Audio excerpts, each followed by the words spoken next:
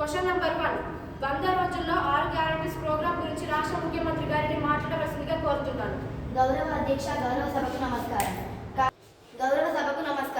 కాంగ్రెస్ ప్రభుత్వం యొక్క 6 గ్యారెంటీలు. మా ప్రభుత్వం యొక్క మొదటవ గ్యారెంటీ మహాలక్ష్మి స్కీమ్ ద్వారా మహిళలకు ప్రతి నెల 2500 అందిస్తున్నాం.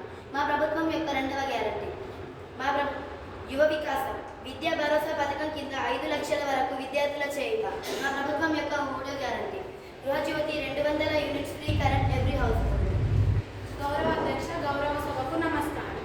మా ప్రభుత్వం యొక్క 4వ guarantee Rythu Bharosa 15,000 per year. ప్రతి ఒక్క రైతుకు అంతర్జాతీయ 500 బోనస్ వరి పంటకు. మా ప్రభుత్వం యొక్క 5వ గ్యారెంటీ ఇంద్రమ్మ ఇల్లు. ఖాళీ స్థలం ఉన్న వారికి 5 lakhs కన్స్ట్రక్షన్ కోసం ఇల్లు లేని వారికి అందిస్తున్నాం. మా ప్రభుత్వం యొక్క 6వ గ్యారెంటీ చేయుత.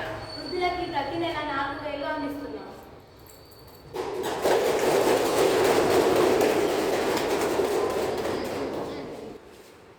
గౌరవ అధ్యక్ష, గౌరవ సభకు నమస్కారం.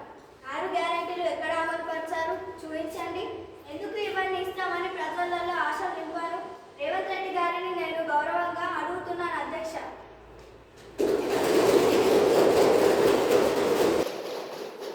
గౌరవ అధ్యక్ష, గౌరవ సభకు నమస్కారం.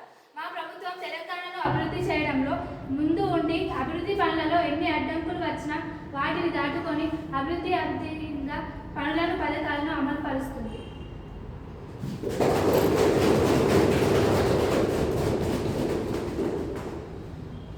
Question number 2. గౌరవనీయులైన రెవెన్యూ డిపార్ట్మెంట్ మంత్రి వర్యులను మాట్లాడవలసిందిగా కోరుతున్నాను. గౌరవ అధ్యక్ష, గౌరవ సభకు నమస్కారం. అధ్యక్ష, మా ప్రభుత్వం ఇందిరమ్మ రాజ్యంలో నిర్మించడానికి గట్టి ప్రయత్నం చేస్తుంది.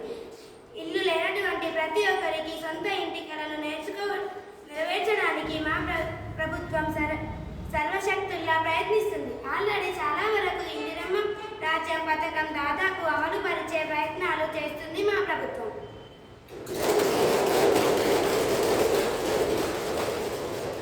గౌరవ అధ్యక్ష, గౌరవ సభకు నమస్కారం. ఇందిరమ్మ రాజ్యం రాజ్యాన్ని మీ ప్రభుత్వం ఏ విధంగా అమలు పరుస్తుందో కనిపిస్తుంది అధ్యక్ష.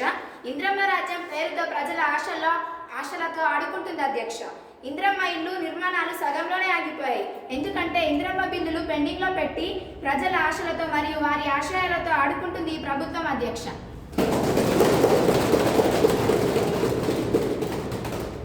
గౌరవ అధ్యక్ష, గౌరవ సభకు నమస్కారం. ఇందిరమ్మ రాజ్యం నుంచి మాట్లాడే అర్హత బీఆర్ఎస్ ప్రభుత్వానికి లేదు అధ్యక్ష.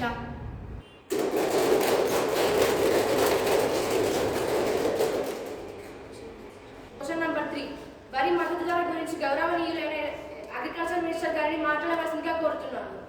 గౌరవ సభకు నమస్కారం. మా ప్రభుత్వం హయాంలో వారికి మద్దతు ధరను కల్పించాం అధ్యక్ష. దొడ్డు వడ్లు 2683 రూపాయలు, పత్తి మద్దతు ధర 6025 రూపాయలు, జొన్నలకు 3500 రూపాయలు ఇస్తున్నాం అధ్యక్ష. కరెంట్ అంటే కాంగ్రెస్ అంట, కాంగ్రెస్ అంటే కరెంట్ అంట. 24 గంటలు ఎక్కడ ఉంది అధ్యక్ష కరెంటు?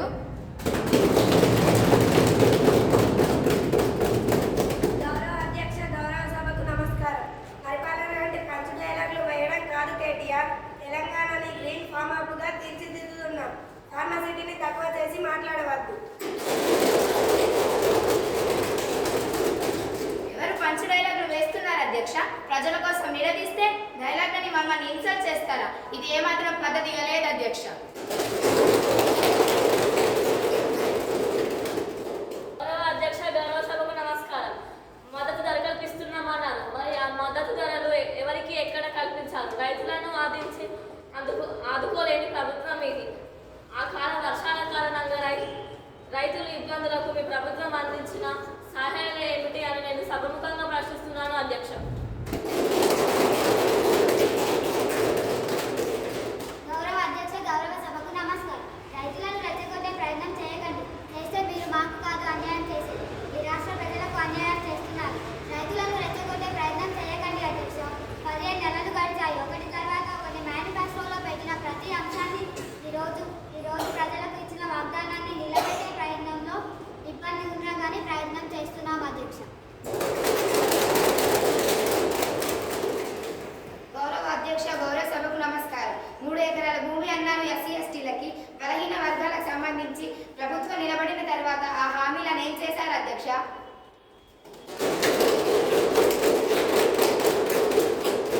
గౌరవ అధ్యక్ష, గౌరవ సభకు నమస్కారం.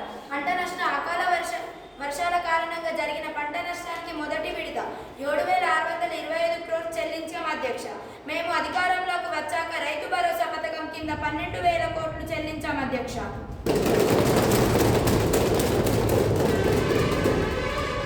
గౌరవ అధ్యక్ష, గౌరవ సభకు నమస్కారం. 100 రోజుల్లో తులం బంగారం అని ఎవరు సృష్టించారు? ఎక్కడ పరిశ్రమలు పెట్టినా ప్రజలను రెచ్చగొట్టి వాటిని ఆపే ప్రయత్నం చేస్తుంది బీఆర్ఎస్ ప్రభుత్వం.